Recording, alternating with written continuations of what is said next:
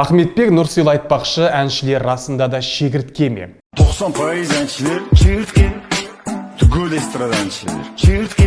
Қарапайым халық неге әншілерден шаршады? Енді әншілерді ешкім тойға шақырмай ма? Карантинде тойсыз отырған әншілер қалай күнін көріп жатыр? Бұл рейтинг KZ YouTube каналы, алдымен біздің каналға жазыл және лайк, дизлайк басуды ұмытпа.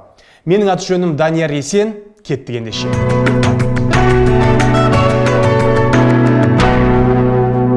Байқайсыздар ма? Қарапайым халықтың әншілерге деген көзқарасы мүлдем өзгеріп кетті. Бұрынғыға қарағанда негатив басымдау. Неліктен? Халық не үшін әншілерді иттің етінен жек көре бастады?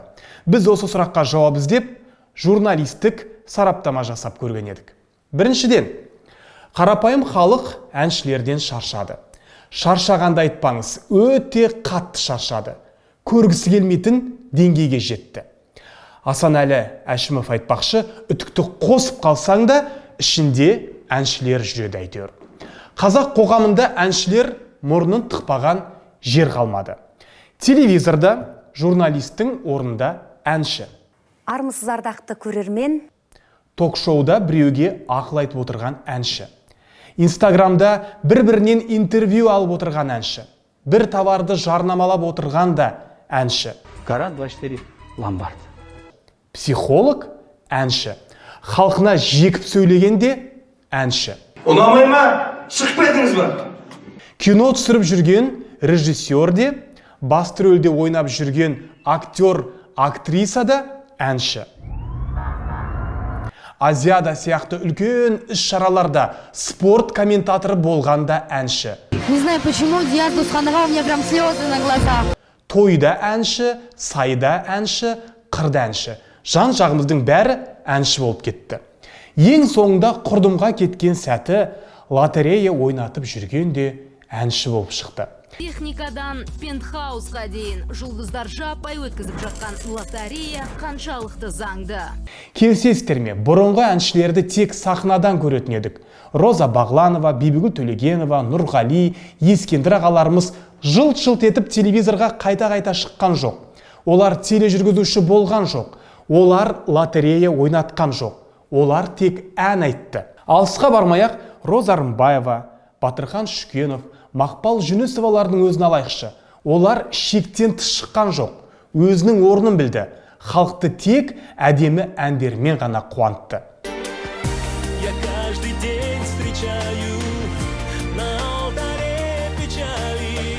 Ал қазіргі әншілерге деген халықтың негативі неге көбейіп кетті? Екінші себеп мынада. Әншілерде сыр құпия деген қалмады. Мүлдем қалмады. Инстаграм деген шыны керек пәле болды. Кейбір әншілер ішкен тышқанына дейін салатын болды. Осы орайда Роза Рымбаеваның бір сөзін келтірейін. Роза апам былай дейді: мен тіпті дастарханды көрсеткенді де онша ұнатпаймын. Біздің әртістер көбінесе мына жерде отырмыз, мынадай тамақ жеп жатырмыз деп біреу жасап берген дастарханды мақтанып көрсетеді. Жақында мен бір сіңліме ескерту жасадым дейді Роза Рымбаева. Қара нан мен шай ішіп отырған адамдар бар. Сен оны білесің бе? Сен неге оны көрсетесің деп ұрсып тастадым. Біз Совет одағының адамымыз ғой дейді Роза.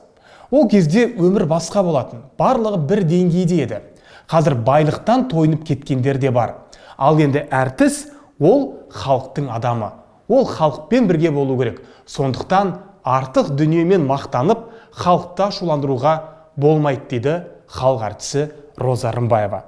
Бұл сөзбен келісесіз бе, келіспейсіз бе, ойлануды өз құзырыңызға қалдырдық, құрметті интернет қолданушы. Әншілерді халық не үшін жек көріп кетті деп ойлайсыз? Үшінші себебі бар. Қазіргі әншілер барлығы емес, тағы да айтайын, барлығы емес, халықты алдауға көшті. Студияда запись жазып алып, концерттерде аузын қимылдатып, фонограммамен ән айтып, момын халықтың әбден жүйкесіне тиді.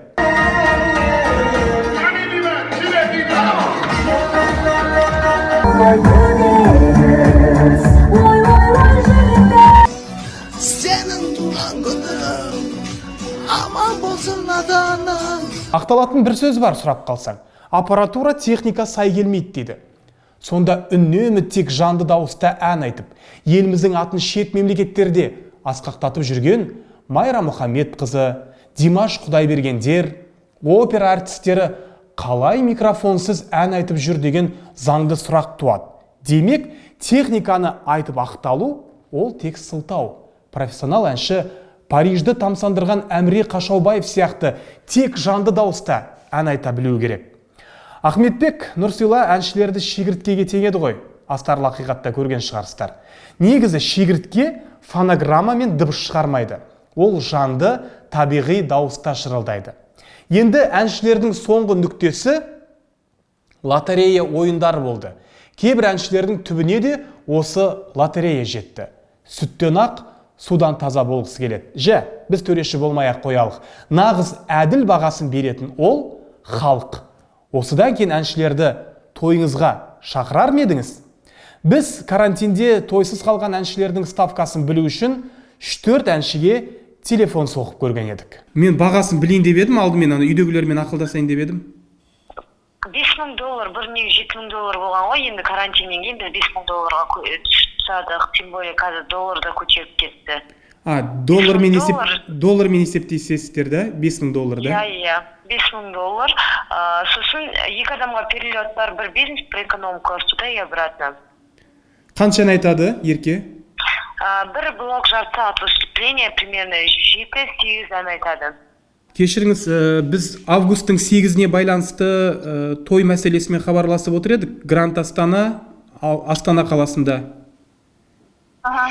Қайрат мырзаны тойға шақырайық деп едік, інім үйленіп жатыр еді. Сон бағасын білейін деп едім бірінші мен. Үйдегілермен, чтобы бюджетті алдын ала біліп алғым келіп отыр. Шамамыз келе ме? $8000 перелетті бөлек. Алматыдан келе ме? Иә. Доллармен есептесе ме, жоқ әлде теңгемен ба? Бүгінгі курспен санай бересіз бе? Алматыдан келеді, да? Иә. Ал мына жақта жатын орын қамтамасыз етуіміз керек па, қалай өзі? Жоқ, гостиница керек емес. Екі адамға билет па, бір адамға ма? Екі адамға бір бизнес, бір эконом. $8000, иә? Иә. Бағасын білейік деп едік, шамамыз жете ме, жетпей ме алдын ала? $3000 гонорар. $3000, иә? Қанша ән айтады? Қандай той сіздерде? Бізде үйлену той. Келінді алып шығу керек па басында? Жоқ, бізге келіп арасында ән айтып кетсе болды. Бір блок 5 ән. Бір блок 5 ән $3000, иә? Иә. Бағасы $6000 қойды. $6000. Одан бөлек шығындары бар ма? Одан бөлек шығын тек екі адамға келіп кетіп бөлек. Ал жататын орын қамтамасыз етуіміз керек па, қалай өзі? Сіздердің тағатаңыздан болуы тиіс. $6000, да?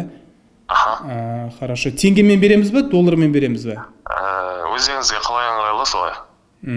Жақсы. Сол курспен, сол уақыттағы, августтағы. $5000 болады, плюс самолет, гостиница екі адамға. Бір бизнес, бір эконом. Бір бизнес, бір эконом, да? Негізі бос қойды августтың 8-і бұйыртса?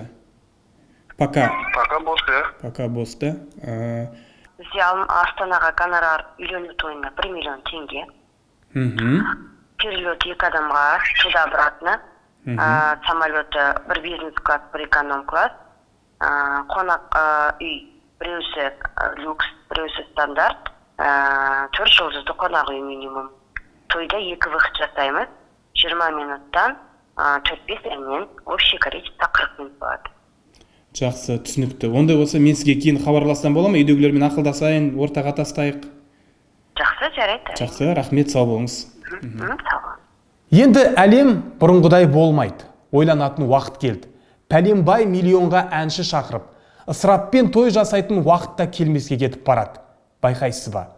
Қазір білім қуатын, ілім іздейтін уақыт. Ақшаны білімге, балалардың оқуына салатын уақыт.